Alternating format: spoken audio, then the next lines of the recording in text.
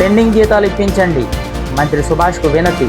Doctor BR Ambedkar Konaseema జిల్లా రామచంద్రపురం నియోజకవర్గం RWS స్కీమ్లో కాంట్రాక్టు ఉద్యోగుల పెండింగ్ జీతాలు ఇప్పించమని కాంట్రాక్టు ఉద్యోగులు కార్మిక శాఖ మంత్రి వాసంశెట్టి సుభాష్ను కలిసి వినతి పత్రం సమర్పించారు.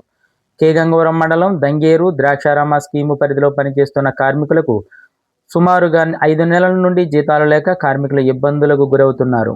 తమ సమస్యను వెంటనే పరిష్కరించాలని మంత్రి ఎదుట వారు ఆవేదన వ్యక్తం చేశారు.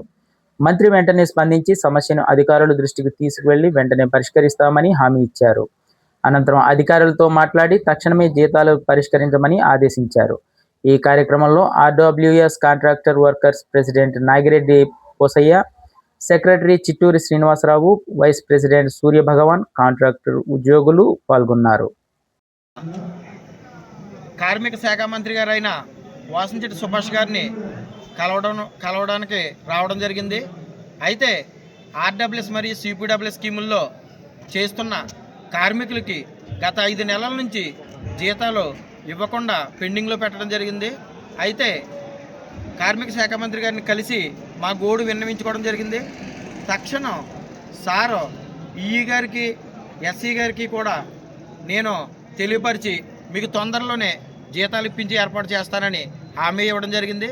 అలాగే మినిస్టర్ గారికి మా కార్మికుల తరపున మాట్లాడి మాకు మంచి జరిగేలా చేస్తారని మరీ కోరుకుంటున్నాం.